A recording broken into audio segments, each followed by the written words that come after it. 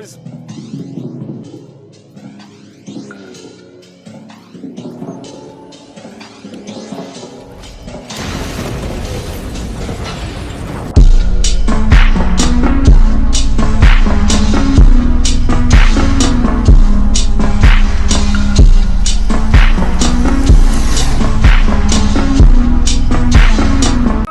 আসসালামু আলাইকুম, কি অবস্থা সবার? কেমন আছেন সবাই? আশা করি ভালো আছেন। আমাদের নতুন ব্লগ আপনাদের সকলকে জানাই বিসমিল্লাহির রহমানির রহিম।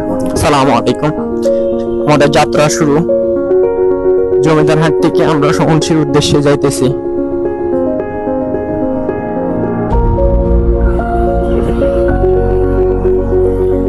আর মোবাইলের ভিডিওটা শুক্রবারে আমরা আমাদের ব্লগটা শুরু করতে যাচ্ছি জমিদারহাট থেকে। এই শুক্রবারে আমরা যাবো সমীর কাবিলপুর, সেনবাগের কাবিলপুরে হক্কানি মসজিদে। তো আমি আর আমার ফ্রেন্ডরা রেডি হয়ে বের হলাম রাস্তায়।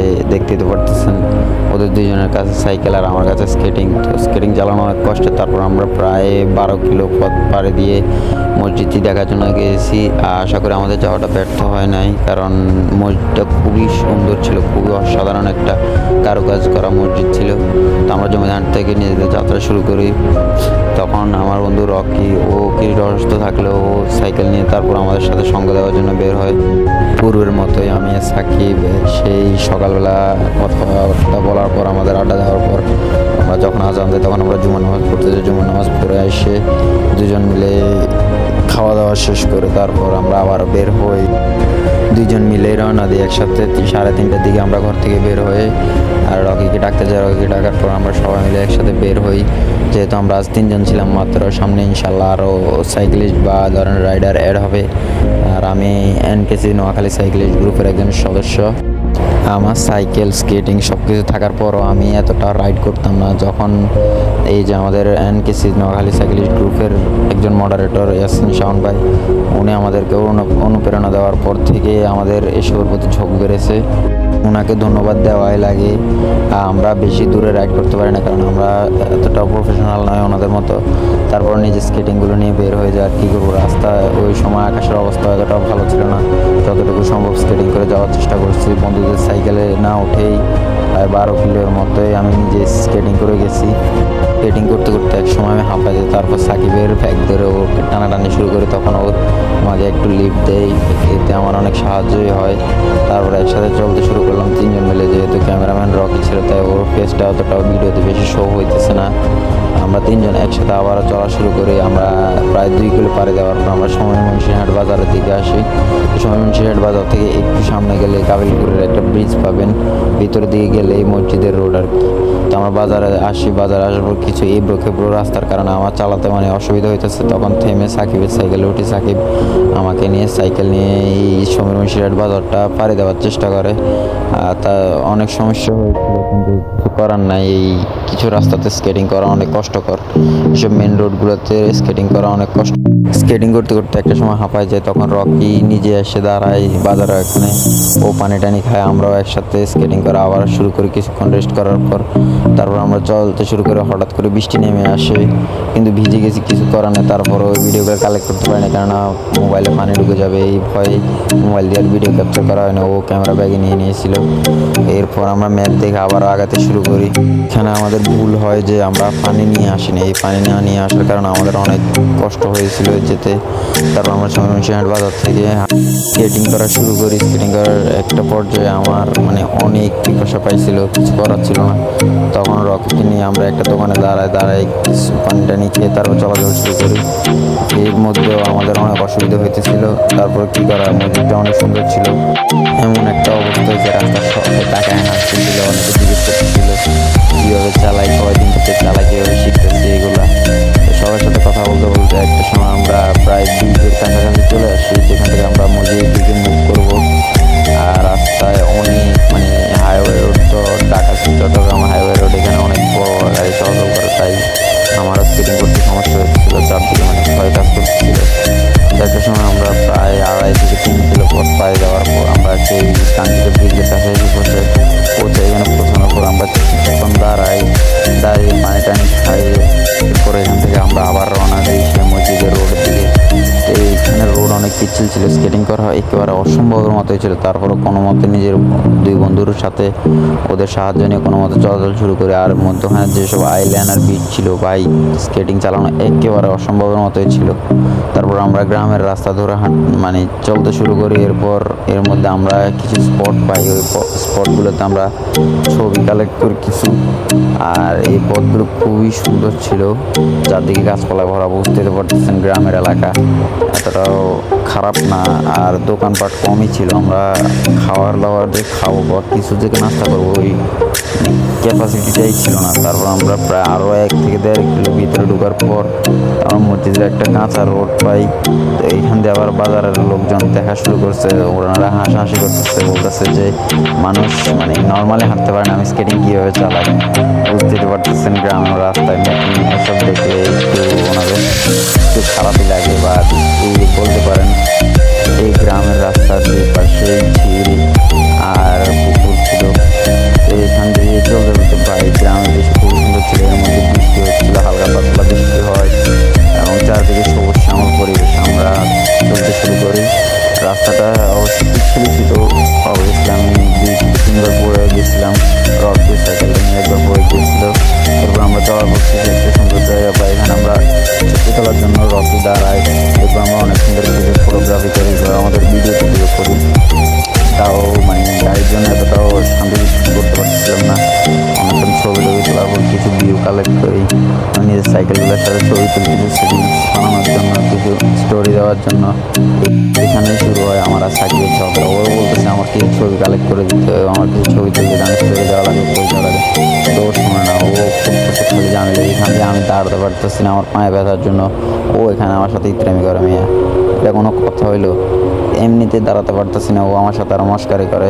ছবি তুলতে বলে ছবি তুলে না মেয়া, একটা অবস্থা। এমনিতেই ঘামায় গেছি, ওরা আরও যা বিতিক আমার লগে লইতেছিল কি কম। আর ওরা দুইজন বলতেছে ওদের ছবি তুলে দেওয়ার জন্য, আমার নিজের জন্য কোনো ছবি হইতেছি না, ওরা ছবি তুলতেছে। তাই ওদের এখানে ঠিক মতো তো ওদের ছবিগুলো দেখায় না। এখানে আমাদের একটা ভুল হয়েছে, আমরা যে আসর রাজানটা দিয়ে দিচ্ছে এখানে, আর এইখান থেকে যেতে যেতে আরও প্রায় 1 থেকে 1.5 কিলোমিটার। তাই আমরা যেতে যেতে সময় পাই না। আর ওখানে আমরা গিয়ে পৌঁছানোর সময় আমরা দেখি যে নামাজ শেষ হয়ে গেছে। এখানে বন্ধুদের সাথে একটু মজা করার পর আবারও বের হই, আবারও রওনা দিই আমাদের গন্তব্যের উদ্দেশ্যে। আর এখানে রাস্তা এতটাই ভাঙা ছিল যে কি বলবো, স্কেটিং চালায় কোনো মতে যাইতেছিলাম। আর এরপর সাকিবের পিছনে উঠে যাই, তো আমার নিয়ে অনেকটা আগায় দিয়ে আসে। এরপর আমরা আবারও চলতে শুরু করি। সেই চারিদিকে সেই সবুজ শ্যামল পরিবেশ, মনটা অনেক ভালো ছিল ওই দিন, কি বলবো। আর একটা কথা, এই রোডটা আমার পরিচিত, এখানে কিছু স্মৃতি আছে। আর আমার ভাইয়ের বিয়ে করেছিলাম এখানে, তো ওই কারণে এদিকে আসা পড়ছিল অনেকবার। এই রাস্তা দিয়ে এরপর সাকিব আমাকে হ্যান্ডেল বারের উপর নিয়ে চালানো শুরু করে। ওইখান থেকে আমরা কিছু ভিডিও করি, ছবি তুলি এবং আনন্দ করি। অনেক মানে মজা হয়েছিল এই শুক্রবারটাতে, কী বলবো। ভিডিও দিতে একটু লেট হইতেছে, কিন্তু ভাই বলতেছে ওই দিন অনেক মজা হয়েছে। তো দুজন মিলে আবার রেসিং শুরু করছে। সাকিব আরও এদিকে আমার ভয়ে কাঁপুনি ছুটে গেছে যে কীভাবে এই দিক দিয়ে যাব। ও আমার উপরে নিয়ে, ও যদি ব্রেক করে একবার আমি পড়ে যাব। এই অবস্থাতে ওরা দুজন রেসিং করতেছে ভাই। ওরা এমন টাইমে এসব সিরিয়াস মোমেন্টে যেসব ফাজলামি করে না, বলার বাইরে। আর রকি তো কী বলবো, তো একজনের পাগলে। এত সব পাগলামি শেষে আমরা আবার রাইডের উদ্দেশ্যে রওনা দিই।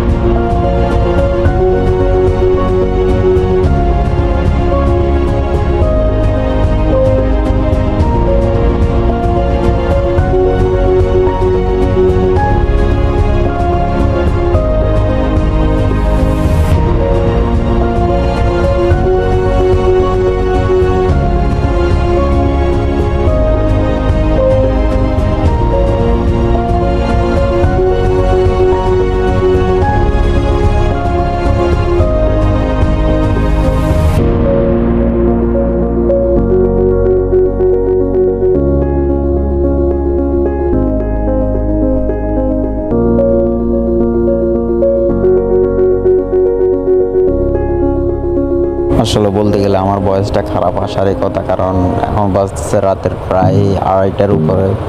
এইদিকে ফ্যান চলতেছে মাথার উপর, এই মানে আওয়াজটা এতটা বাজে লাগতেছে যে কি বলবো।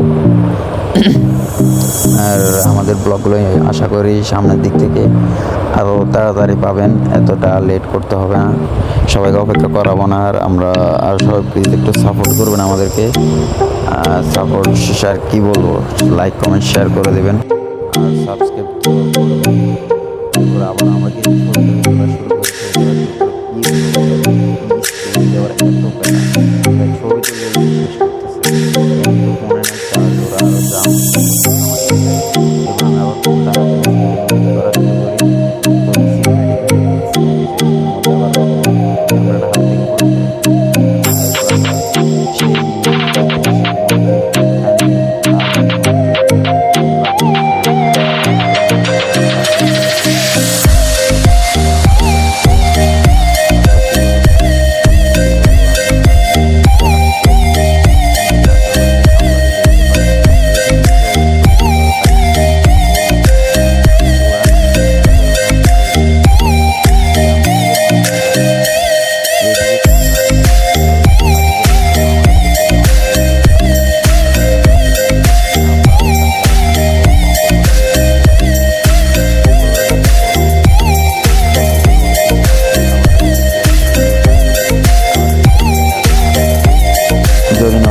আমাদের সাথে রাইড করতেছেন। আসলে আমরা ফ্রাইডে ছাড়া রাইড করি না, বিকজ আমার কাজ আছে, আর মূলত আমরা সবাই ব্যস্ত, পড়ালেখা কাজের ফাঁক দিয়ে বের হওয়া যায় না। তারপরে শুক্রবার কোনো মতো বন্ধু বান্ধব নিয়ে বের হই কিছু ব্লগ ভিডিও কালেক্ট করার জন্য, কিছু ছবি তোলার জন্য।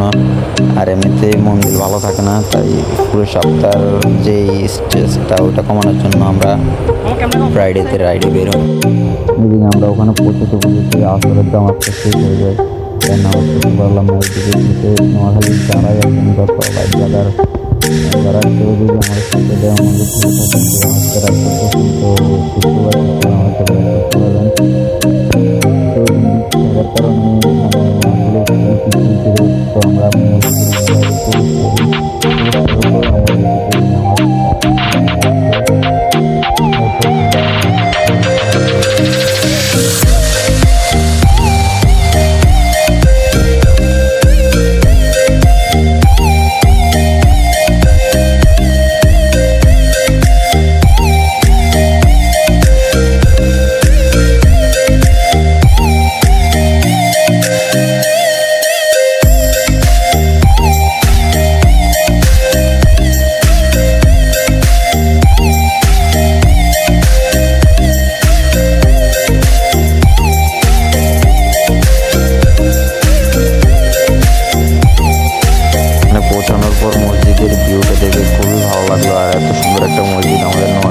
সেনবাগে আছে, কল্পনাই করা যায় না এত সুন্দর একটা মসজিদ। এরপর আর কি মসজিদের চারপাশে ঘুরে শুরু করে ঘুরে দেখে আসি কি অবস্থা। মসজিদের পাশে একটা পুকুরও ছিল, প্ল্যানিং তো ছিল গোসল করার, কিন্তু গোসল করলে ভালোই।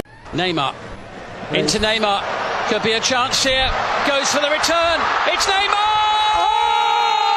And Neymar breaks the deadlock in this quarter-final and equals Pele's national record. Goal number 77 for Brazil, and what a big one! এরপর নিজেরই নেইমার মনে করে কিছুক্ষণ স্কিল দেখাতে শুরু করলাম ফুটবল নিয়ে। অনেকদিন হয়ে গেছে ফুটবল খেলা হয় না, মাঠে পানি ওঠার কারণে ফুটবল খেলতে পারি নাই। এরপর মসজিদের চারপাশটা ঘুরে দেখতে শুরু করি। এখানে পুকুর ছিল একটা, পুকুরটাতে আগেই বলছিলাম গোসল করতে পারলে অনেক ভালো হইতো, নিজের একটা রিফ্রেশমেন্ট একটা ফিল আসতো, কিন্তু জামা কাপড় আরে নেই, কী করবো। মসজিদের চারপাশটা ঘুরে দেখা শুরু করে। মসজিদের ভাই যে ভিউটা ছিল ভাই, আসলে আফসোসটা লাগতেছিল, নামাজ পড়তে পারি না আর ভিতরেও ঢুকতে পারি না। আশা করি আবার গেলে আবার নামাজ পড়বো। এখানে মাদ্রাসার সকল ছাত্রের সাথে বিদায় নিয়ে আমরা আবারও চলে যেতে লাগছিলাম আমাদের গন্তব্যস্থল থেকে। আবারও শুরু করি। এখানে আমার এখনও ফুটবল নিয়ে খেলাটা শেষ হয় নাই। এরপর আবার ওরা জোরাজোরি করতেছিল স্কেটিং করার জন্য, জলদি চলে যাবে কারণ বৃষ্টি আসতেছে, ওরে ক্যামেরা ভিজে গেলে আবার সমস্যা। ওয়াটারপ্রুফ, তারপরও আর কি বুঝানি তো, ক্যামেরা আর ফোন এগুলো তো আর সেফটি নিয়ে আনি নাই। আমি আবার চিন্তা করছিলাম ওদের সাথে ফুটবল খেলবো, বাট ওদের তাড়ার জন্য আমি আর ফুটবল খেলতে পারি নাই। এরপর রকি আবারও চলা শুরু করছে, আমরা একসাথে হাঁটতে শুরু করি এবং আমি স্কেটিং করতে করতে আবারও রাস্তায় নিজেদের গন্তব্যের দিকে রওনা হই। আর আমাদের ব্লগটা এখানেই শেষ করতেছি, কারণ বাড়ি যাওয়ার সময় গেছে। তো সকালকে আল্লাহ হাফেজ।